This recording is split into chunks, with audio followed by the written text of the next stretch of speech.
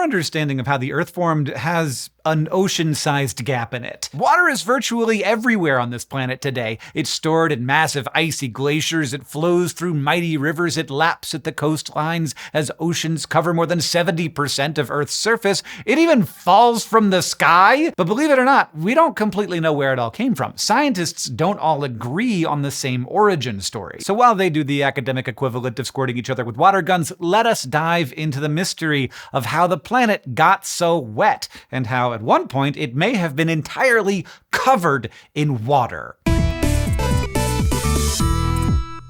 The classic story of Earth's formation ends not with a pretty blue marble hanging out in the blackness of space. Instead, it ends with a pretty dry planet. And it goes something like this. After our sun formed, a bunch of material was left orbiting it. Talking tiny bits of stuff like gas and dust and different kinds of ice grains. But soon, gravity pulled all that stuff into a protoplanetary disk, and little particles started sticking together to form bigger globs. And this happened over and over until we wound up with all of the planets and moons and leftover bits that we know and love. Like one of my favorite asteroids, 10731, Dolly Parton. Of course, if you're a glob of stuff trying to turn into a planet, your distance from the sun is going to affect what you're actually made of, because the closer you are to the sun, the hotter it is. Most scientists think the Earth formed in a region of the protoplanetary disk that was too hot for ice, so any water would have been vapor. But while Earth was forming, it was too small for its gravity to hold an atmosphere, so any water vapor would have been lost to space. In other words, when the Earth was done cooking, it was effectively bone dry, and yet now there's water.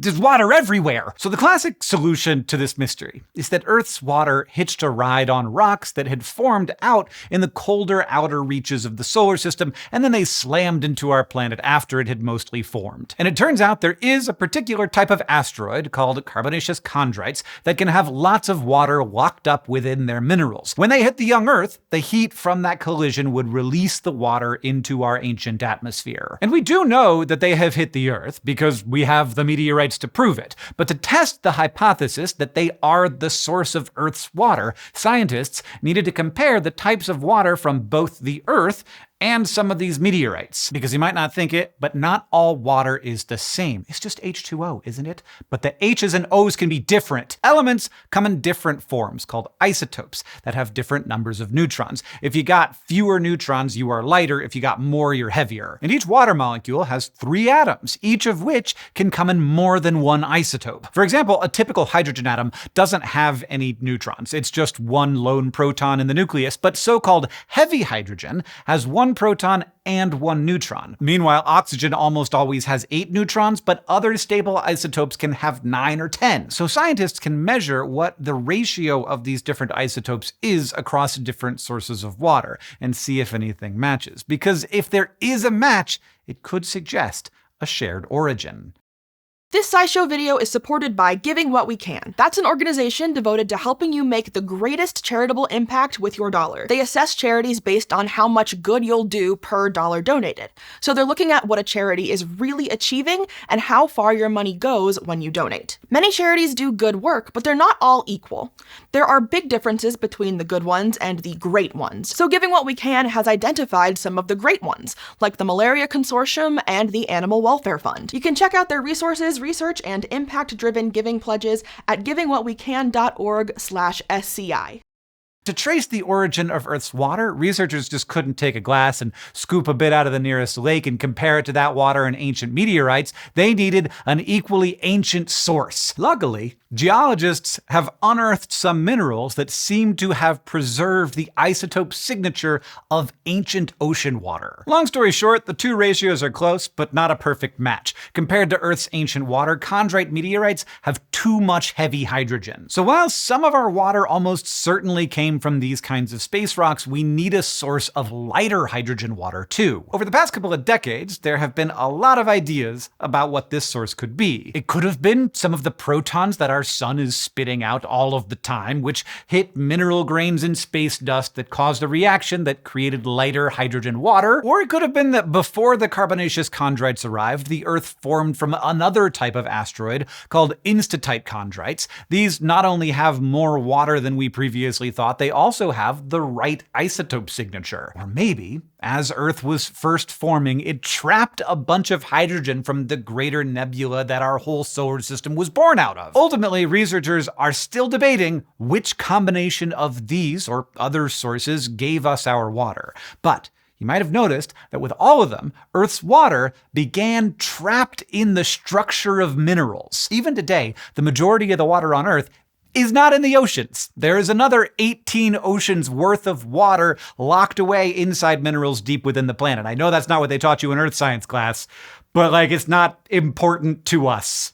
We can't get it. And during the early hot days of the planet before we had oceans, some of these minerals melted and released a massive amount of water vapor into the atmosphere. As the Earth slowly cooled, this condensed to form the liquid water on the surface. In fact, some scientists think that there was so much liquid water, the Earth was once a water world with little to no land at all. A 2020 study measured the oxygen isotopes in a sample of rock that sat on the seafloor 3.2 billion years ago, and it turns out the ocean back then had a ton of heavy oxygen water. Now, when continents are weathered and eroded, chemical reactions will pull lots of water molecules with heavy oxygen out of the water cycle. So the researchers think there was very little erosion of continents at that time. Ergo, the early Earth could have been a water world. But if that's true, where did the rest of that water go? Remember how there's way more water stored within the rocks inside our planet than what sits on the surface? Well, a 2021 study created a model of how our planet's capacity to store water has changed over time. They found that as the Earth cools over billions of years, it can store more and more water. So some of the stuff that used to be on the surface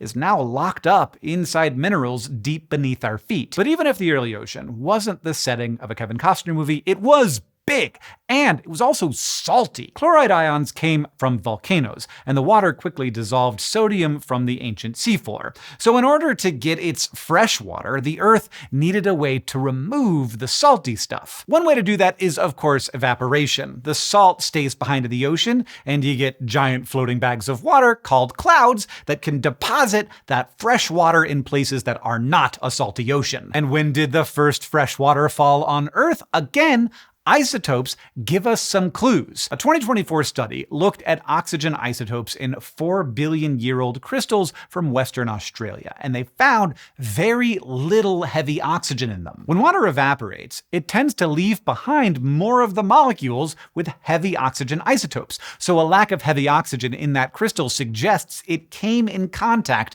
with fresh water. Meaning, our planet had a full-blown water cycle as early as 4 billion years ago. So while we are still not sure how the Earth got its water in the first place, we have a shockingly good idea of how we ended up with all that fresh stuff, and I will drink to that!